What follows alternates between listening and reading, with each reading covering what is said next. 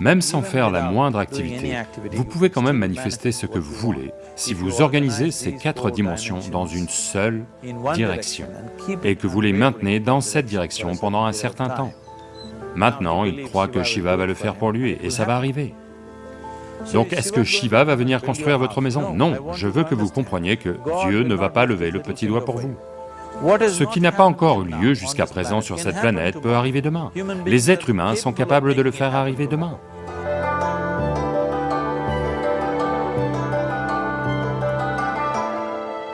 Tout ce que nous, en tant qu'êtres humains, avons créé sur cette planète a essentiellement d'abord été créé dans notre mental. Tout ce que vous voyez, qui est le travail de l'homme sur cette planète, c'est d'abord exprimé dans le mental, puis ça s'est manifesté dans le monde extérieur. Les merveilles que l'on a faites sur cette planète et les horreurs que l'on a faites sur cette planète, toutes sont parties du mental humain. Donc si l'on se soucie de ce que nous créons dans ce monde, il est extrêmement important que tout d'abord, nous apprenions à créer les bonnes choses dans notre mental. Comment maintenir notre mental? Si on n'a pas le pouvoir de maintenir notre mental tel qu'on le veut, ce que l'on crée dans le monde sera également très accidentel et aléatoire. Donc apprendre à créer notre mental tel qu'on le veut est la base pour créer le monde tel qu'on le veut. Il y a une merveilleuse histoire dans la tradition yogique. Un certain jour, un homme part marcher. Il part faire une longue marche. Accidentellement, sans le savoir, il entre au paradis. Chanceux, n'est-ce pas? Il marche simplement et atterrit au paradis. Après cette longue marche, il se sent un peu fatigué. Alors il se dit, « Oh, je suis fatigué, j'aimerais pouvoir me reposer quelque part. » Il regarde autour, là, il y a un bel arbre, sous lequel il y a une herbe très tendre. Donc, c'est attrayant, il va y poser la tête et s'endort. Au bout de quelques heures, il se réveille, bien reposé, et se dit, « Oh, je suis bien reposé, mais j'ai faim, j'aimerais avoir quelque chose à manger. » Et il pense à toutes les belles choses qu'il a toujours voulu manger dans sa vie. Et instantanément, toutes ces choses apparaissent devant lui. Vous devez comprendre que là-bas, le service est comme ça. Les gens qui ont faim ne posent pas de questions. La nourriture arrive et ils mangent. Une fois l'estomac plein, ils pensent, « Oh, j'ai le ventre plein, j'aimerais avoir quelque chose à boire. » Toutes les bonnes choses qu'il a toujours voulu boire, il y pense et tout apparaissent, juste devant lui. Les gens qui boivent ne posent pas non plus de questions, donc ils boivent. Maintenant, avec un peu d'alcool en lui, vous savez, Charles Darwin vous a dit, « Vous étiez tous des singes, votre queue est tombée. » Pas moi. Charles Darwin vous a dit que vous étiez tous des singes, et que votre queue est tombée, et que vous êtes devenus humains. Oui, la queue est à coup sûr tombée. Mais le singe, en yoga, on qualifie toujours un mental non établi de markata, ce qui veut dire un singe. La raison pour laquelle on qualifie le mental de singe, c'est que... Quelles sont les qualités d'un singe? L'un des aspects du singe, c'est son mouvement inutile. Et un autre aspect du singe, c'est que, si je dis « vous singez quelqu'un », qu'est-ce que ça veut dire? Imitation. Singe et imitation sont devenus synonymes. Donc, ces deux qualités essentielles d'un singe sont tout à fait les qualités d'un mental non établi. Les mouvements inutiles, vous n'avez pas besoin de les apprendre du singe, vous pouvez les apprendre au singe. Et imiter est le travail à temps plein du mental. Donc, lorsque ces deux qualités sont actives, un mental est qualifié de singe. Donc ce singe est devenu actif en lui. Il regarde juste autour de lui et se dit, que diable se passe-t-il ici? Je demande à manger, de la nourriture arrive, je demande à boire, des boissons arrivent, et il doit y avoir des fantômes par ici. et des fantômes arrivent. Oh, les fantômes sont arrivés, ils vont m'encercler et me torturer, pense-t-il. Immédiatement, les fantômes l'encerclent et commencent à le torturer. Puis il se met à crier de douleur et dit, « Oh, ils vont me tuer !» Et il meurt. Il venait juste de dire qu'il était un être chanceux. Le problème, c'est qu'il était assis sous un kalpavriksha, un arbre à souhait. Il demande de la nourriture arrive, il demande à boire, des boissons arrivent, il demande des fantômes arrivent, il demande la torture arrive, il demande la mort a lieu. Maintenant, ne vous mettez pas à chercher ces kalpavrikshas dans la forêt. Vous pouvez à peine trouver un arbre ces jours-ci. Un mental bien établi, un mental qui est dans un état de samyukti est appelé un kalpavriksha. Si vous organisez votre mental à un certain point, cela organise à son tour l'ensemble du système. Votre corps, vos émotions, vos énergies, tout s'organise dans cette direction.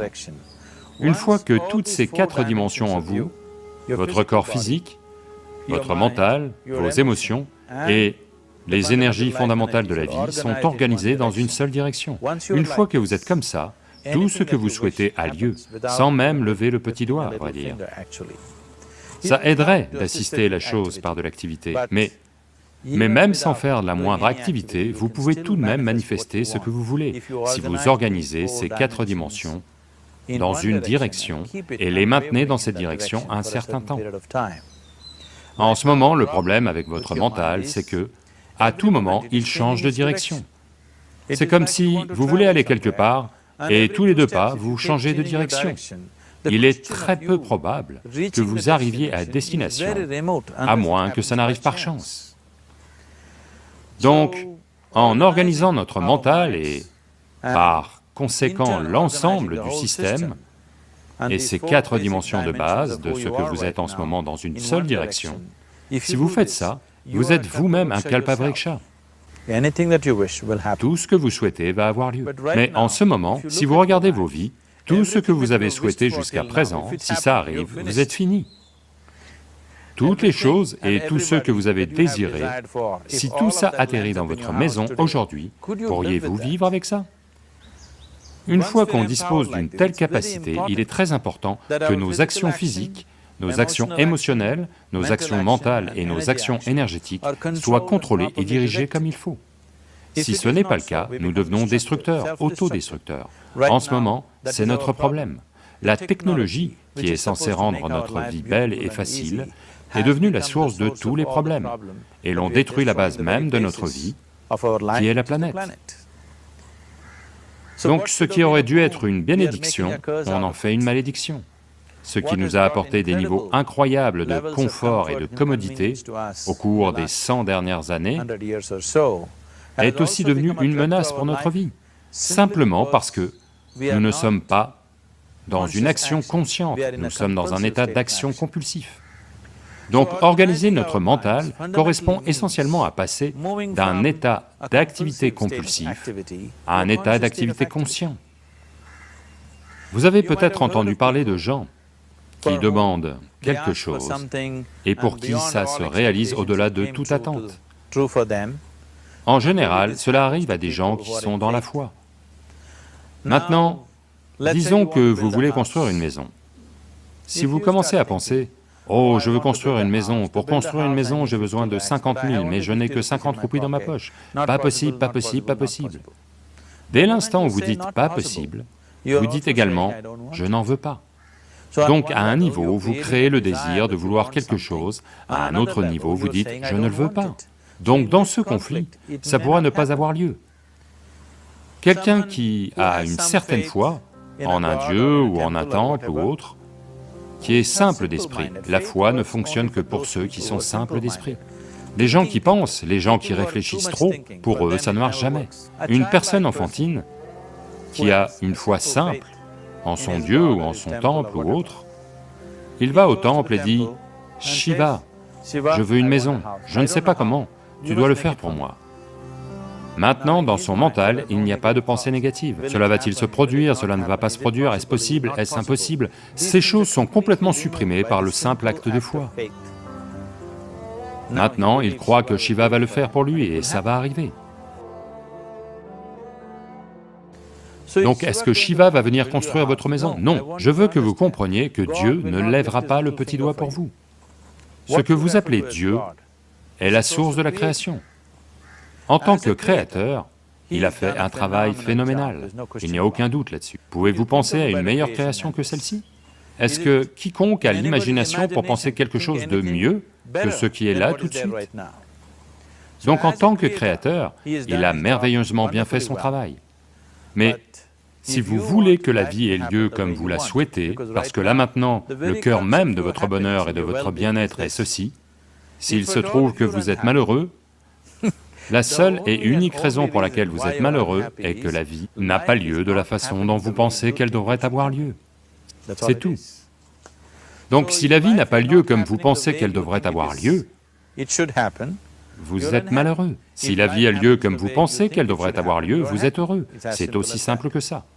Donc pour que la vie ait lieu de la façon dont vous pensez qu'elle devrait avoir lieu, en premier lieu, la façon dont vous pensez, avec quel niveau de concentration vous pensez, le degré de stabilité de votre pensée et le degré de réverbération du processus de pensée vont déterminer si votre pensée va devenir réalité ou s'il s'agit simplement d'une pensée vide, ou si vous ne créez aucun obstacle à votre pensée en créant un processus de pensée négatif. Ce possible, telle chose est-elle possible ou pas possible, détruit l'humanité. Ce qui est possible et pas possible n'est pas votre affaire, c'est l'affaire de la nature. Votre affaire est juste de vous efforcer d'atteindre ce que vous voulez. Là maintenant, vous êtes assis ici. Si je vous pose deux questions simples, je veux que vous regardiez simplement ceci et y répondiez. Là maintenant, de là où vous êtes assis, pouvez-vous simplement vous envoler? Vous allez dire non. Là maintenant, de là où vous êtes assis, pouvez-vous vous lever et marcher? Vous allez dire oui. Sur quoi cela repose-t-il? Pourquoi dites-vous non au vol et oui à la marche? Du fait de votre expérience passée de la vie. Bien des fois, vous vous êtes levé et avez marché, vous ne vous êtes jamais envolé. Ou en d'autres termes, vous vous basez sur l'expérience passée de la vie pour décider si quelque chose est possible ou non. Ou en d'autres termes, vous avez décidé que ce qui n'a pas eu lieu jusqu'à présent ne peut pas avoir lieu dans votre vie à l'avenir. C'est une honte pour l'humanité et l'esprit humain. Ce qui n'a pas encore eu lieu jusqu'à présent sur cette planète peut arriver demain. Les êtres humains sont capables de faire en sorte que ça arrive demain. Donc ce qui est possible et ce qui n'est pas possible n'est pas votre affaire. C'est l'affaire de la nature va décider de ça. Vous regardez juste ce que c'est que vous voulez vraiment et faites des efforts en ce sens. Et si votre pensée est créée de manière puissante, sans aucune négativité, sans aucune pensée négative faisant baisser l'intensité du processus de pensée, la première chose et la plus importante est que vous devez être clair, qu'est-ce que c'est que vous voulez vraiment? Si vous ne savez pas ce que vous voulez, la question de le créer ne se pose pas. Si vous regardez ce que vous voulez vraiment, ce que tout être humain veut, c'est... il veut vivre joyeusement, il veut vivre paisiblement. En ce qui concerne ses relations, il veut qu'elles soient aimantes et affectueuses. Ou en d'autres termes, tout ce que tout être humain recherche, c'est de l'agréable en lui-même, de l'agréable autour de lui. Cet état agréable, s'il a lieu au niveau de notre corps, on appelle ça la santé et le plaisir. S'il a lieu au niveau de notre mental, on appelle ça la paix et la joie. S'il a lieu au niveau de nos émotions, on appelle ça l'amour et la compassion. S'il a lieu au niveau de notre énergie, on appelle ça la félicité et l'extase. C'est tout ce qu'un être humain recherche. Qu'il aille au bureau pour travailler, il veut gagner de l'argent, bâtir une carrière, fonder une famille, il va s'asseoir au bar, au temple, il cherche toujours la même chose, de l'agréable en lui, de l'agréable alentour. Si c'est cela que l'on veut créer, je pense qu'il est temps d'aborder la chose directement et de nous engager à le créer. Donc vous voulez faire de vous-même un être humain paisible, un être humain joyeux, un être humain aimant et un être humain agréable à tous les niveaux, et voulez-vous aussi un monde comme ça? Un monde de paix, un monde d'amour, un monde de joie? Non, non, je veux de la verdure, je veux de la nourriture. Quand on dit un monde joyeux, ça veut dire que tout ce que vous voulez s'est produit. Donc c'est tout ce que vous recherchez. Donc tout ce que vous avez à faire est de vous engager à le créer, à créer un monde de paix, de joie et d'amour, à la fois pour vous et tous ceux qui vous entourent. Si tous les jours le matin vous commencez votre journée avec cette simple pensée dans votre mental, aujourd'hui, où que j'aille, je vais créer un monde de paix, d'amour et de joie. Si vous chutez 100 fois dans la journée, quelle importance? Pour une personne engagée, l'échec n'existe pas. Si vous tombez 100 fois, 100 leçons à en tirer. Si vous vous engagez comme ça, à créer ce qui vous tient vraiment à cœur, maintenant votre mental s'organise. Une fois que votre mental s'organise, la façon dont vous pensez est la façon dont vous vous sentez, vos émotions vont s'organiser. Une fois que vos pensées, vos émotions sont organisées, vos énergies vont s'organiser dans le même sens. Une fois que vos pensées, émotions et énergies sont organisées, votre corps lui-même va s'organiser. Une fois que ces quatre sont toutes organisées dans une seule direction, votre capacité à créer et à manifester ce que vous voulez est phénoménale. Vous êtes le créateur à bien des égards. Ce qui est la source de la création fonctionne en vous à chaque instant de votre vie. C'est juste que, avez-vous gardé accès à cette dimension ou non? Organiser les 4 éléments de base de votre vie vous y donnera accès. Il y a des outils et des technologies pour le faire. Toute la science du yoga, toute la technologie que l'on appelle yoga, n'a que ça pour objet, vous faire passer d'un état où vous n'êtes qu'un fragment de création à un état où vous devenez un créateur. C'est mon souhait et ma bénédiction que chaque être humain de ce monde ait accès à la source de la création en lui-même pour qu'il puisse fonctionner ici en tant que créateur, pas juste en tant que fragment de création. Merci beaucoup d'avoir regardé cette vidéo. Je serais très heureux si vous appuyez également sur ce bouton. Rien ne nous fait plus plaisir que de vous abonner à notre chaîne et d'appuyer sur l'icône en forme de cloche. Veuillez également partager cette vidéo avec vos proches, afin qu'ils puissent également bénéficier de cette précieuse sagesse.